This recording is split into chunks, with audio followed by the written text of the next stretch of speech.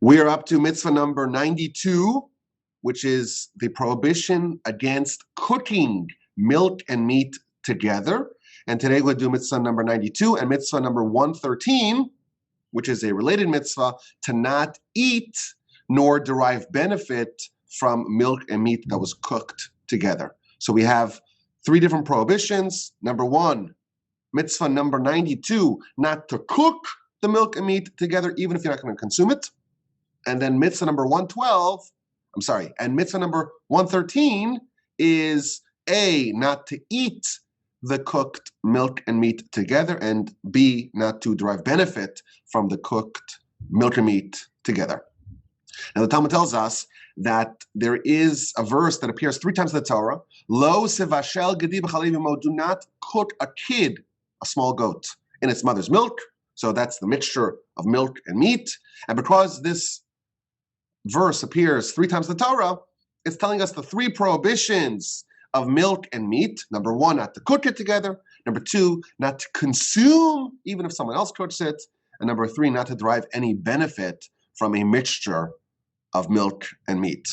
Now, interestingly, in the delineation of 613 mitzvos, we have 2 mitzvos, even though there are 3 distinct prohibitions, with mitzvah number 92 and mitzvah number 113, which combines the prohibition against consumption and deriving of any benefit. The Sefer Chinuch, the book that we are using to navigate through the 613 mitzvos, spends a lot of time in mitzvah number 113 to explain why we need 3 verses, but we only have 2 and not 3 mitzvos in the counting of the 613. But again, we're going to try to give a little snapshot. So I'm not going to get so much into the inside baseball, into the nuts and bolts and nitty-gritty of exactly why it's 2 prohibitions and not 3, even though there are 3 distinct aspects of this idea. We want to give a snapshot, and I'll tell you that with respect to milk and meat and all the laws that flow out of this prohibition, people spend months and months studying. And there are books, really thick books that talk all about all the possible considerations. But again, we try to cover here like in 20 minutes or a half hour, get a snapshot. But it's important to always remember that this is just a picture. This is just a snapshot. This is just a small window into a much bigger subject that we could spend a lot more time discussing at length. So the Sefer Chinuch begins by just explaining the basics. The verse tells us, don't cook a kid, a small goat, in its mother's milk. It seems to be much more narrowly focused than the actual law, which is not just the meat of a small goat, any meat of a cow, of a bovine, of a sheep, any meat in any milk, not just the milk of that particular animal's mother. So the Sefer Chinuch explains that the term gedi, which means a kid, a baby goat, that is a generic term for any meat, and he brings a proof. Elsewhere it says gedi izim, and that specifies goat, and therefore when it says gedi without any attribution, without any specification, that is a reference to any kind of meat. And similarly, just like the meat part of the mixture can be any kind of meat, so too the milk portion of the mixture can be any kind of milk for it to be part of this prohibition. And the reason why it says don't cook a kid in its mother's milk, it's just that was simply the most common way to do it. That's the most, the most common liquid that you may have around, but the prohibition extends to any milk or any dairy product. To use that as the base for cooking the meat would be a violation of this mitzvah. Consumption of the product would be a violation of the prohibition against consumption of milk and meat, and you would not be allowed to benefit from that, even if you're not consuming it. To benefit in some other way, that would also be a prohibition. Okay, so that's the basic idea of the law. We have mitzvah number 92, to not cook it, even if you're not benefiting from it directly, you're not consuming it, you're cooking it for someone else, that will be a prohibition. And we have mitzvah number 113, referring to eating and benefiting. There is a prohibition against consumption and benefiting from milk and meat together. So let's go through some of the laws before we try to understand what the principal idea here is. So again, as we mentioned, there is a prohibition between cooking. There's a prohibition against cooking even if someone does not consume. So to be a line cook in a non-kosher establishment that has milk and meat, provided that indeed qualifies as halachic milk and meat, that would be a prohibition. Now, there is a difference between this prohibition against consumption of forbidden food and all other forbidden foods. Let me explain. Normally, the things that are prohibited to eat, there's a certain format of consumption. That you eat it and you enjoy it and you consume it the normal, ordinary way that food is consumed. If you're going to consume something in an unusual fashion, that might be a workaround against some of the prohibited foods that we cannot consume. Whereas by milk and meat, even if there is no benefit, there's no enjoyment. So for example, the food's piping hot and you consume it and you don't chew it, you don't taste it, you don't enjoy it, it burns your throat. Nevertheless, that would be a prohibition of this mitzvah against consumption of milk and meat, even though ordinarily that would not qualify as a form of consumption that would indeed have the full weight of the prohibition. Now, interestingly, from a biblical perspective, the problem with milk and meat is only when the milk is kosher and the meat's kosher independently. It's the mixture that's the problem. And this is one of the mitzvahs that we'll see that is a prohibited mixture of two independently okay things. The milk is kosher. It comes from a kosher animal. The meat is kosher. The meat comes from a kosher animal. It's just that the union of the two is the problem. So for example, what if you have meat from a non-kosher animal or milk from a non-kosher animal? That would not qualify, at least on a biblical sense, because the rabbinic laws, there's lots of rabbinic edicts and decrees on top of the original biblical law.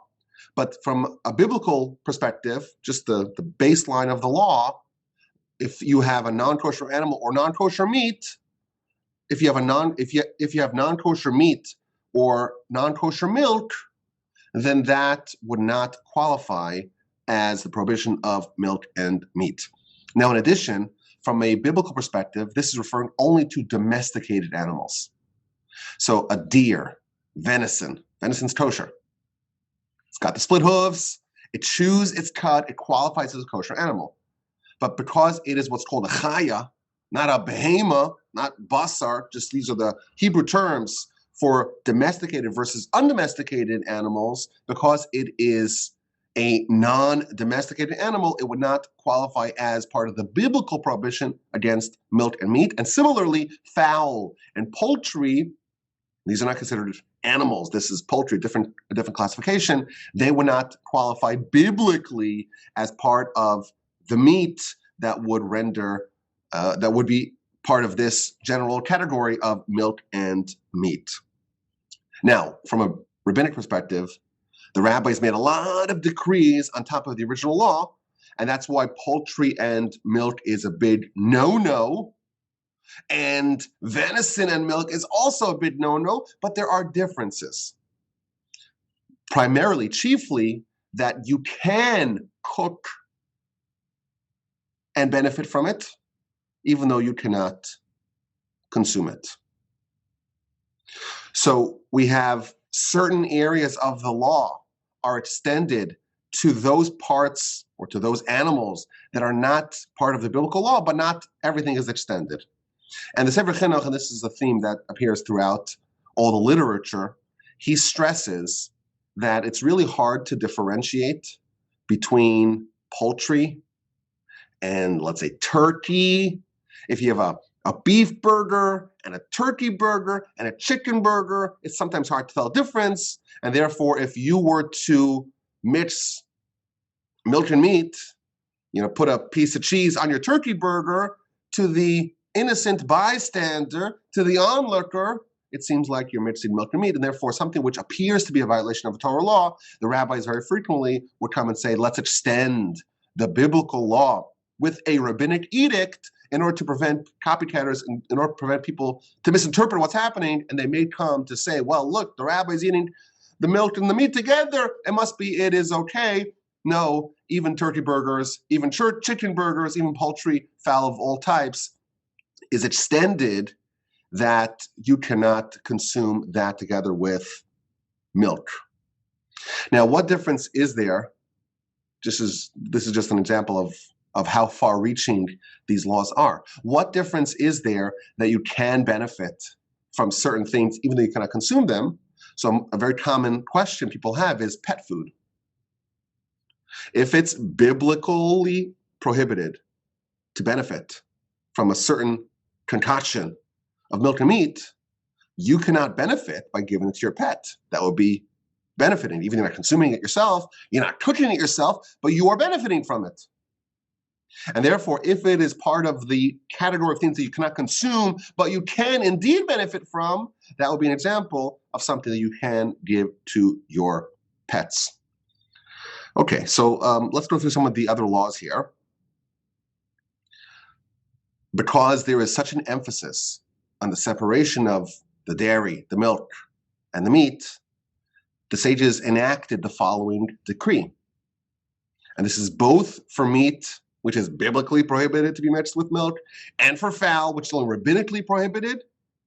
There is a restriction against consumption of dairy products and of meat products on the same table. So suppose one kid's having a hot dog and the other kid's having a piece of pizza. You gotta put them on separate tables. Or at a minimum, one of them is on a tablecloth and you pull up the tablecloth and the other one's, let's see, on the table itself. There's a distinction in the table between the part of the table that there's the consumption of the milk and the part of the table that there is the consumption of the meat. And again, this is a very unique situation in that this is a decree on top of a decree. Why? Because fowl, poultry, and milk, well, that's a rabbinic decree. And here we have a double decree. There is, not only is there a concern of the poultry and the milk, but there's an additional decree to put them on separate tables, or at least in separate tablecloths, in order to prevent any sort of encroachment from one upon the other. In addition, and again, we're running through some of the laws here just to give the picture, the overall picture of what is included in this mitzvah. In addition, the sages enacted a waiting period, a cooling off period. Now, the exact length of this period is a subject of different customs. It's anywhere from 1 hour to 6 hours after the consumption of meat and poultry before the consumption of any dairy. So if you have a barbecue and you are observant of these laws, you would wait 6 hours or 5 hours or 3 hours or 5.5 hours or 1 hour, different customs, before you have your ice cream. And the idea is that the meat potentially leaves residue in your mouth. Maybe there's some pieces of meat stuck to your teeth, and it takes a while for that to be cleansed out. And therefore, the rabbis instituted a waiting period after the consumption of meat before the consumption of dairy. Now, it doesn't work the other way around. So if you have dairy, immediately you can have meat, but if you have meat, you cannot immediately have dairy. And again, this is part of the rabbinic extensions of this law. From the biblical perspective, it's only when they're cooked together. Come along the rabbis and they say, well, there's a concern of some sort of residual leftovers of your hot dog, your steak in your teeth or in your mouth, and therefore it's a problem to consume milk or milk products afterwards. But vice versa, if you have your ice cream, if you have your pizza, you can go right afterwards to consume your meat, provided that, the custom is to have, let's say, a drink of water, or even wait 5 minutes or something like that, but something negligible to make sure that there's actually nothing left over from the ice cream or dairy products. This, by the way, gives term to a phenomenon called Fleischigitis. Have you ever heard of this term? So the Yiddish term for meat is Fleisch or Fleisch. And Fleischig is when someone is under the restrictions because they have consumed meat. So for 6 hours after the consumption of meat, the way it was always described back in Europe, that person is quote unquote Fleischig, meaning they're under the restrictions of someone who has recently consumed meat. So if you're worried that there's going to be like an appearance of an ice cream truck or someone's going to show up with chocolate, you don't want to be Fleischig.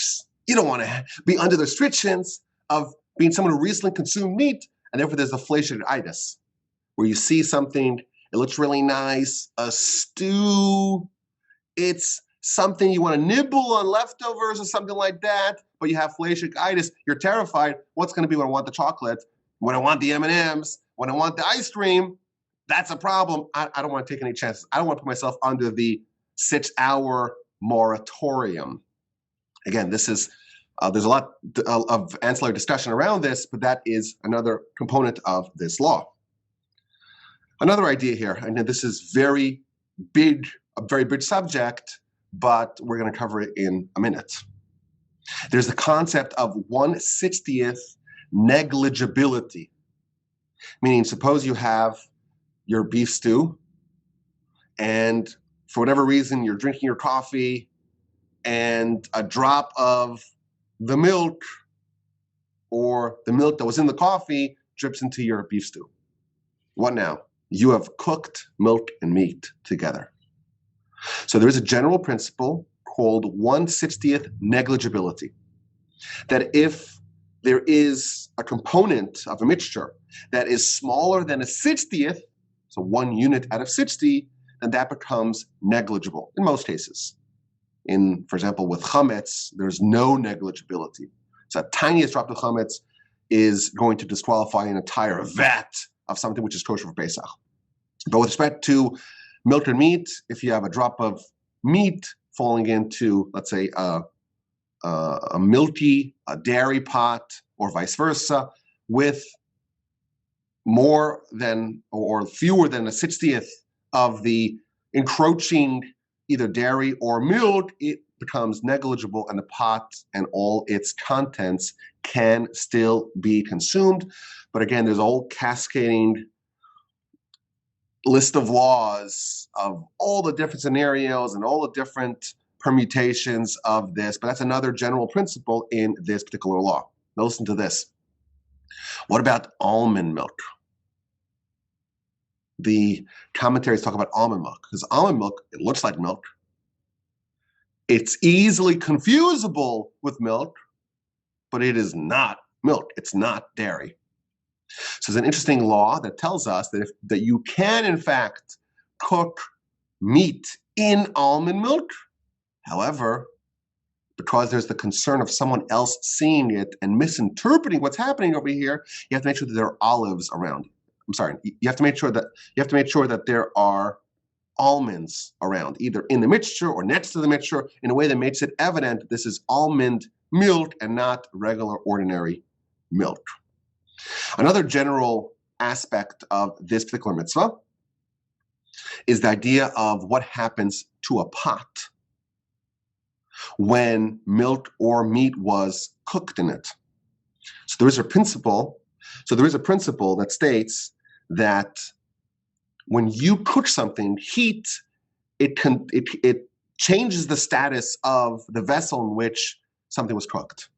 Meaning, because there is food in a given pot, the heat is going to transfer some of that food into the walls of the pot, and that can be expelled, that can be excreted, so to speak, the next time that there is heat introduced to that environment. Meaning, if you have a brand new pot, it has no status. The second you put the meat stew in it, now that pot becomes a meaty pot. And therefore, if you were to cook dairy in that same pot, part of the residue, the leftover taste and experience of the meat that was cooked there previously is going to be expelled into the dairy, and that's a problem. And therefore, you have to separate your pots. You're going to have the milk and the dairy pots, and you'll have the meat and the meaty pots, and they should never be used for the other kind. Now, incidentally, glass, the Talmud tells us, is non-porous. And therefore, glass is the one material that can be used interchangeably. It can be used for milk and meat because nothing is absorbed in the walls of a glass vessel. Now, stainless steel, we know scientifically that stainless steel is non-porous. And someone once told me, and I'm somewhat dubious of this, someone once told me that when Messiah comes, the first thing the Messiah is going to say is that stainless steel is non-porous, and therefore you could use it for both milk and meat. And of course, in the Talmud's times, there was no stainless steel, and therefore we cannot carve out an exception ourselves. But Messiah is going to come, and that's the first thing they're going to declare. Get off the boat, get off the plane, get off the donkey, and say, well, I have a big announcement. Stainless steel is non-porous. You can use it interchangeably for milk and meat. I'm dubious. I think there may be some other things the Messiah will want to declare. First, we'll have to wait and see. Now, in a practical term, a kosher kitchen. Right here? Yeah. Is that one right there? We mute? We're good? In practical terms, a kosher kitchen is going to be divided into two. Very often you'll have two sinks, one for milk and milk products and milk dishes and milk cutlery and milk pots and pans, and one for the meat variety. You'll have two sets of cutlery. You'll have two dishwashers, or one, but you wouldn't use them for both. You'll have an oven, like let's say a toaster oven for dairy, and a regular ordinary oven for meat. And the knives and the pots and the cooking utensils are going to be color-coded and placed in different drawers. When we lived in Israel, we only had one sink. The apartment that we rented had only one sink. So we had different inserts. So we treated that sink as if it was non-kosher because it's a receptacle for both milk and meat, but you would put an insert in the bottom of the sink, and you'd have two of them, one for milk and one for meat. Okay, so there are many other interesting laws that we could talk about briefly. The milk of a dead animal. What do you do if you slaughter the animal? The animal has, let's say, milk in its stomach, the milk that's found in the udder. So the udder of a cow, well, it's kosher meat, but it's drenched in milk. Talmud says that might be an exception. That might be the only kosher way you can have milk and meat is if you consume from the udder, the milk of the udder of a cow. And in fact, there's a very interesting Talmudic piece that says that there's a kosher outlet for every bad habit. You want milk and meat? There's a kosher variety of it. Eat from the udder. You want to taste pork? Well, apparently, there is a fish called the shibuta fish. And the head of the shibuta fish tastes indistinguishable from pork. And therefore, if you want it, go knock yourself out. There is a kosher version of every bad habit. Now, over the years, I've gotten a lot of complaints about milk and meat. Rabbi, milk and meat, why is it there's so many rabbinic restrictions? The Torah says don't cook a kid in its mother's milk, and somehow we have to have like two separate lives, two separate identities, two separate kitchens, two separate universes.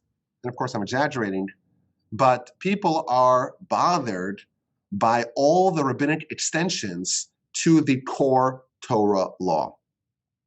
And I think there's a way to think about this that makes the entire subject more understandable. Suppose you viewed a violation of Torah as like an accident in a nuclear facility, or better yet, a BSL 4, a biosafety level 4 place where they study viruses.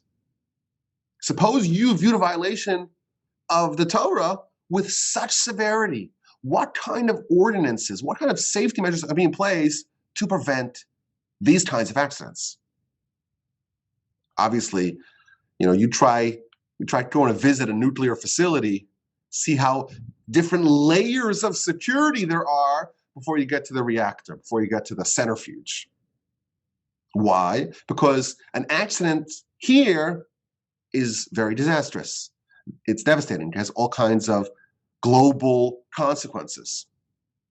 I think the reason why the sages here and elsewhere, the reason why they added so many extensions to the core prohibition is because they viewed a violation of Torah with grave severity. And as a result, they added any kind of potential concern that could potentially yield to an encroachment upon the sacrosanct law. They're going to make a restriction. And the reason why it's hard for us to understand that, we're really going to get mixed up between a turkey burger and a meat burger. How often will that happen? How often will that happen?